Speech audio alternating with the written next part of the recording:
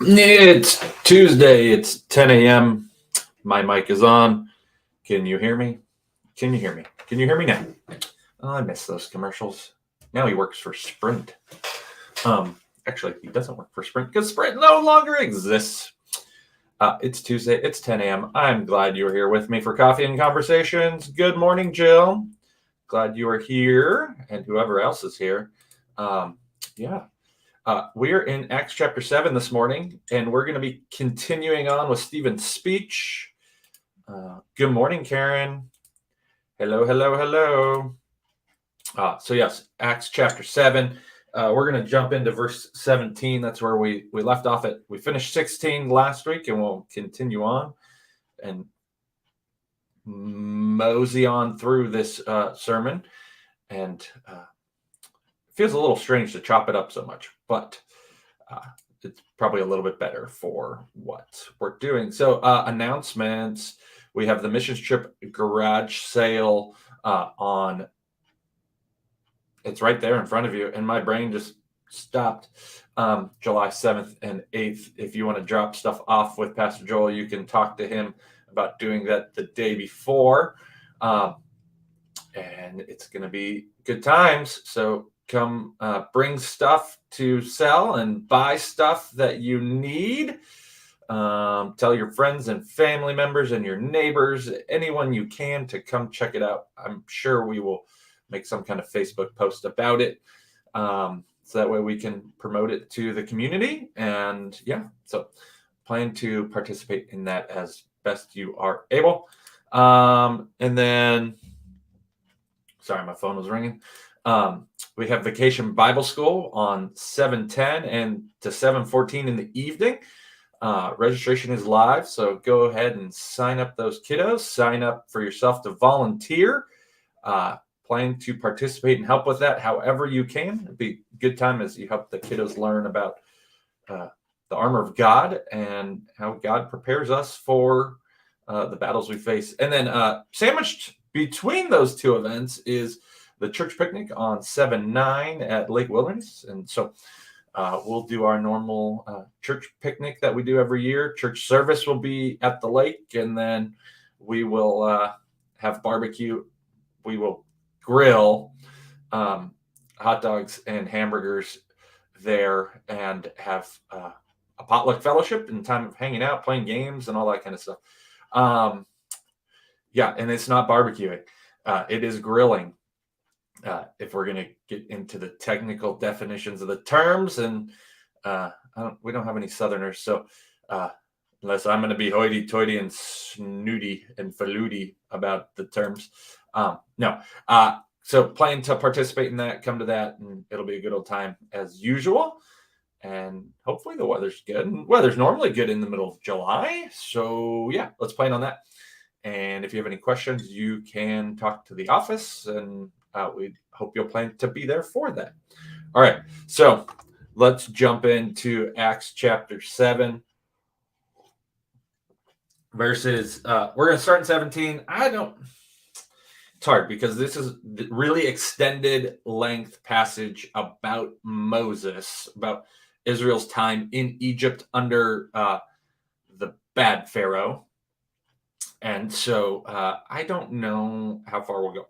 Well, we'll just go and see what happens. So, but as the time of the promise drew near, which God had granted to Abraham, the people increased and multiplied in Egypt. So they are growing in Egypt until there arose over Egypt another king who did not know Joseph. So the Pharaoh that rises up doesn't know about Joseph's heritage, what Joseph did, how Joseph helped Egypt. He kind of doesn't care. And he says he dealt shrewdly with our race and forced our fathers to expose their infants so that they would not be kept alive. And so this is relating the story of what was happening at the time of Moses, what was being forced upon the Israelites. They were being forced to kill their children because they were growing too much. They were multiplying too rapidly, and this caused the Egyptians to be fearful, and Pharaoh dealt shrewdly with them and caused them to kill their people, kill their children. And if you're familiar with Israel's story, you're well familiar with this event, with this situation. And Moses was born in this time. He was born in this time of turmoil, and he was he was not exposed. God's providential hand caused him to be preserved, and he was beautiful in God's sight. And he was chosen by God to fulfill a specific purpose. It says, and he was brought up for 3 months in his father's house. And when he was exposed, Pharaoh's daughter adopted him and brought him up as her own. So Moses is kept in secret in his own family's house. And then when they can't hide him anymore, they go and they release him into the Nile, and Pharaoh's daughter sees him and adopts him as her own child. And Moses was, it says, instructed in all the wisdom of the Egyptians, and he was mighty in word and deeds. Moses is a great man before he goes into the wilderness. What's interesting here is we want to see how Stephen is using language that we would also use to describe Jesus. So Jesus, why did that do that? Jesus was beautiful in God's sight. Jesus also went into Egypt, and Jesus left Egypt, and he was mighty in word and deeds.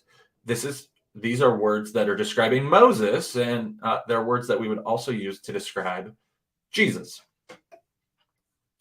And when he was 40 years old, it came into his heart to visit his brothers. So Moses knows he is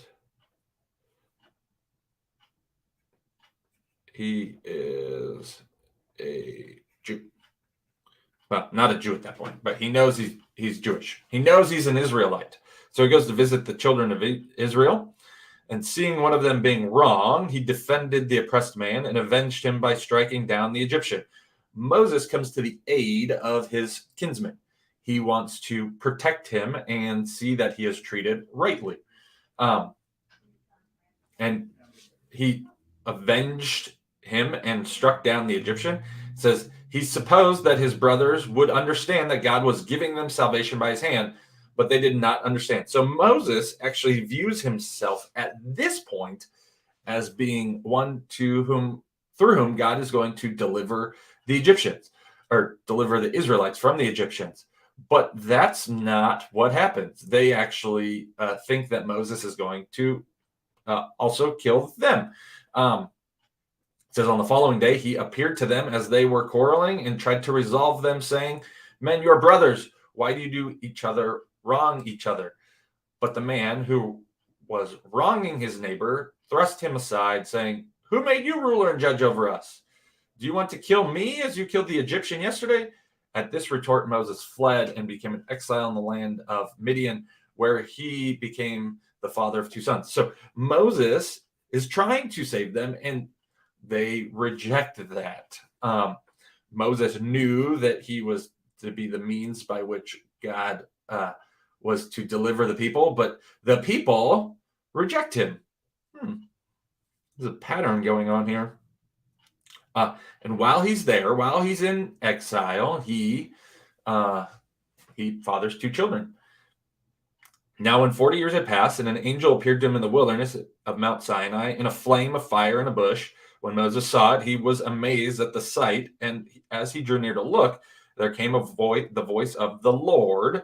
I am the God of your fathers, the God of Abraham and of Isaac and of Jacob. And Moses trembled and did not dare to look. Moses is fearful because he's encountering the Lord. You die when you encounter God. It is a fearful thing when you first encounter God, until God tells you not to be fearful. When people see angels of the Lord, they are automatically fearful. If someone tells you they see an angel and their first response is not fear, they might not be seeing a good angel.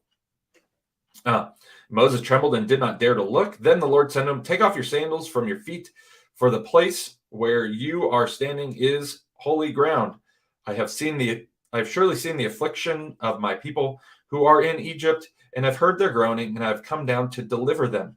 Now, come, I will send you to Egypt. God is going to use a deliverer.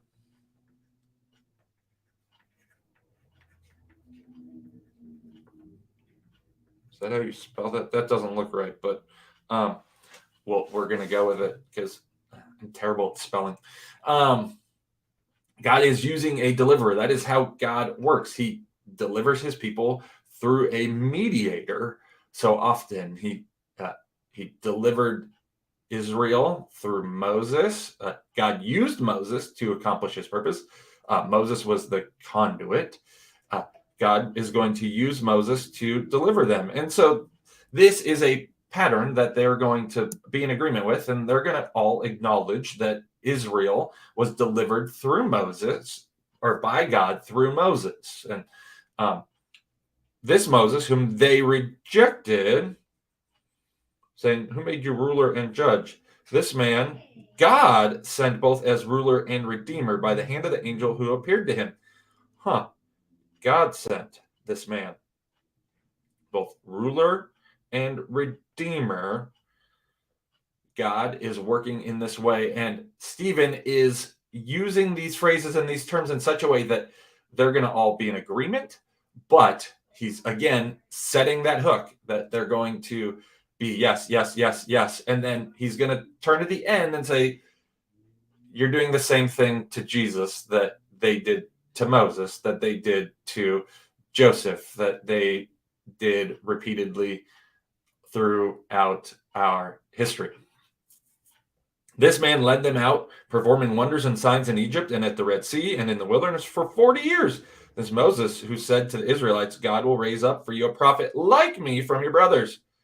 Moses predicted a prophet to come like him later. This is Jesus. This is the one who was in the congregation in the wilderness with the angel who spoke to him at Mount Sinai and with our fathers. He received living oracles to give to us. Our fathers refused to obey him, but thrust him aside and in their hearts turned to Egypt. This is part of their history. They grumbled and murmured against Moses.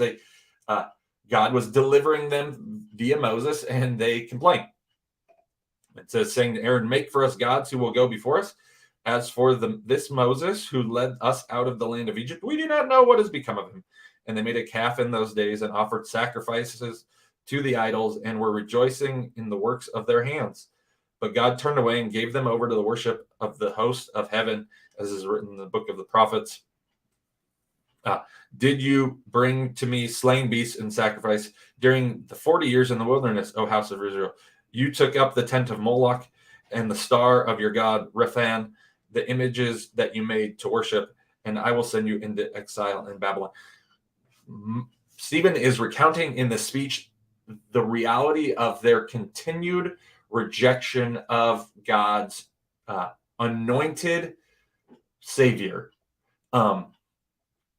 They don't realize it yet that he's going to point them to Jesus being the anointed Savior that they reject too, but he'll get there. And he's showing this ongoing pattern that at this point in time, the people that would be listening to Stephen be like, we would never do such things. We wouldn't be like that. We're better than our forefathers. We're better than our history. We obey the Sabbath. We keep all the laws perfectly. We do all these things. So surely we are God's men. We are the rulers that God has put in place, but they have rejected his ruler and his leader. They've rejected Jesus. And it says, let's just stop there, actually. So verse 44 is where we'll pick up next week. But they're showing, Stephen is intending to show this repeated pattern of God using someone and the people rejecting it, God using someone and people rejecting it, the people being disobedient to what God says. And so there's this ongoing pattern of God working and the people disobeying, God working and the people disobeying. And so Stephen is intending for them to see that God is at work and the people who should know better reject God's work. And he's going to eventually turn it to them at the end and say, look, this is what you are doing too. So that's where we'll end up this week. Friends, I hope you have a great rest of your week. Not a ton of practical application for us other than seeing Israel's history and knowing it, and saying that we need to trust the one that God sends, which is Jesus, and we need to put our trust in him and faith in him and follow him no matter what. All right. I hope you have a great rest of your week, and I will see you on Sunday.